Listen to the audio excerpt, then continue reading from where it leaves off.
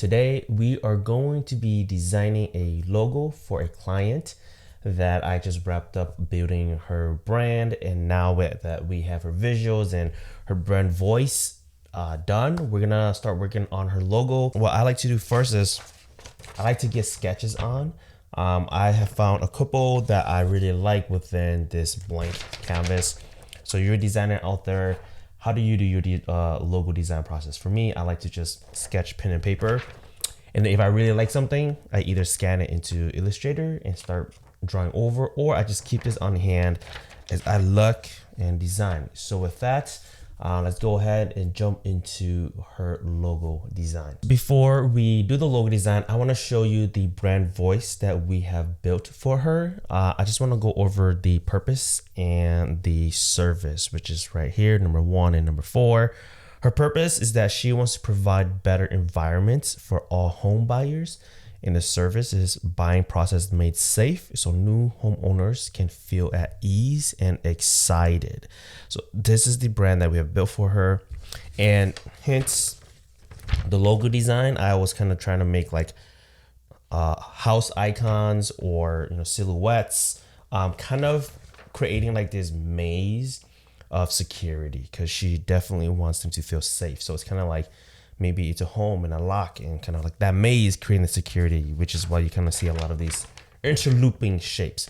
But for this one, we're just going to create one of these logos, and I'll create the rest on a different time. And then when we're done, we'll see what logos we have. I typically like to design on a 16 by 9 artboard, giving myself ample amount of room just so I can do multiple different versions. So as we design, I have her brand voice pop up just so I keep reminding myself on her voice, making sure that I'm heading on the right direction. Okay, so that's what we're doing. And her name is SecureHome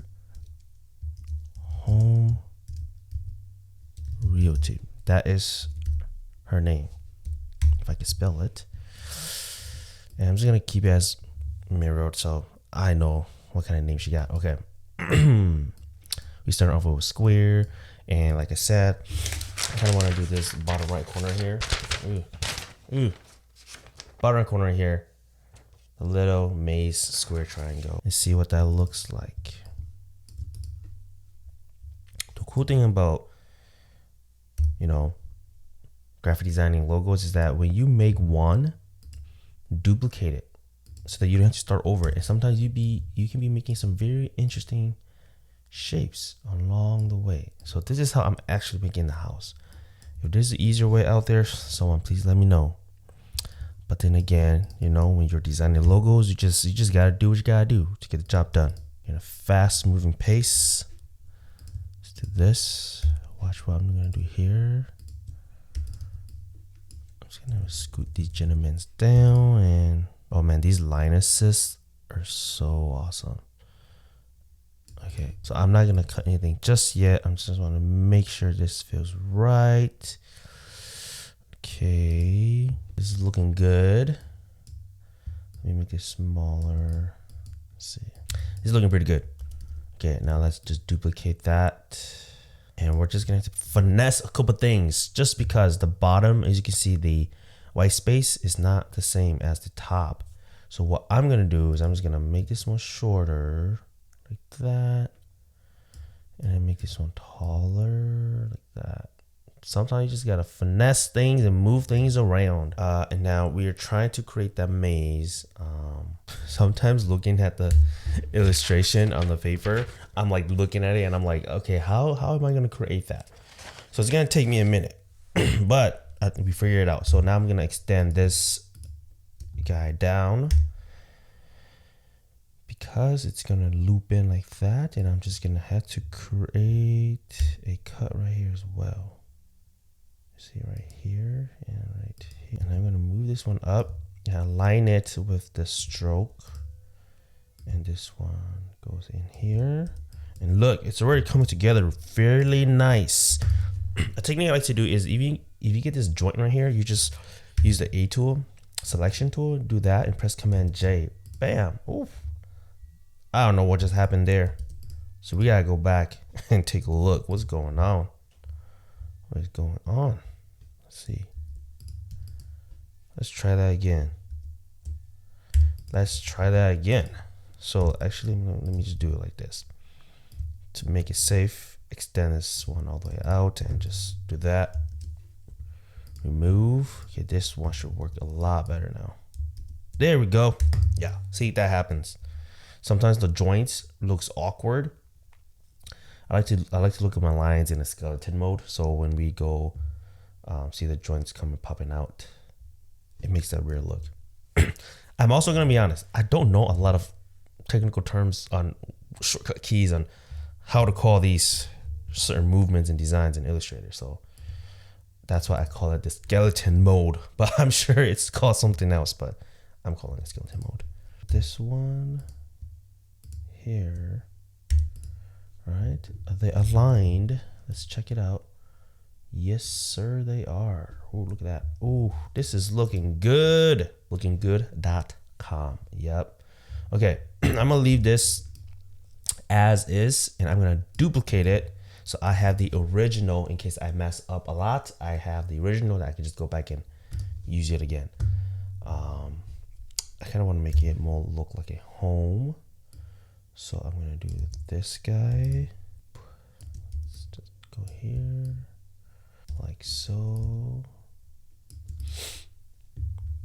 Skeleton mode. Everything's looking good. I know how, because if it's like that, then it's a no bueno.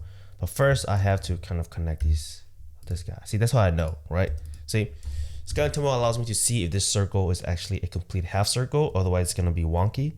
Because I'll show you why. If I do this, it's going to be a singular line. But if I connect these two dots and I switch the stroke, we get a shape. So I like to keep it like that. I kind of want this to be centered in the middle because it's kind of off-centered. But I also want it to be like aligned right at the edge there. That's not bad.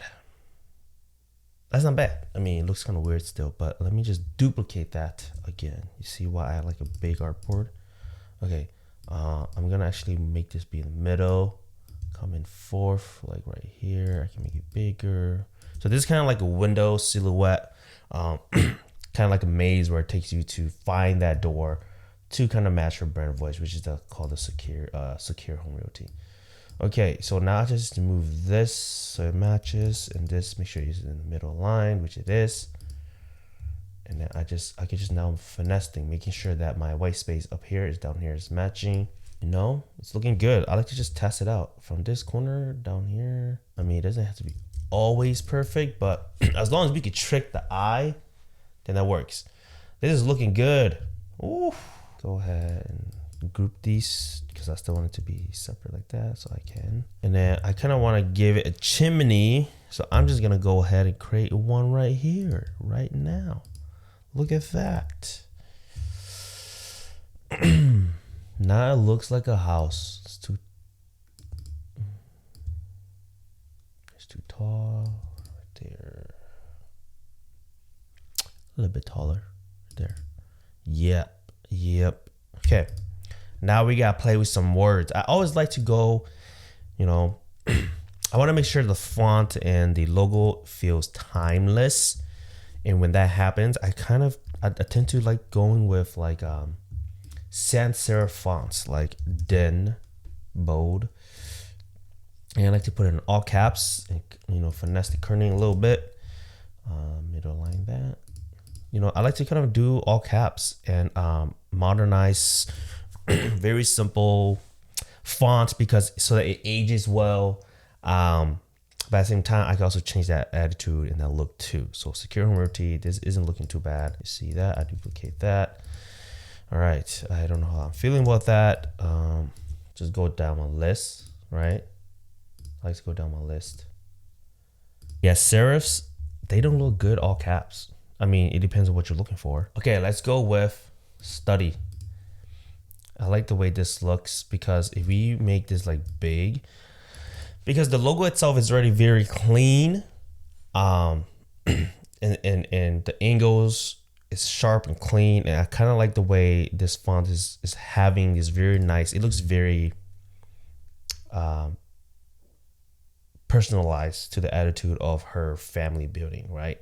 Because she's talking about, you know, provide a safe home environments. And I kind of like how this H, the bridge here, is cropped off like that. I really like that. You know, at the end of the day, designing, it really is just a personal preference, right?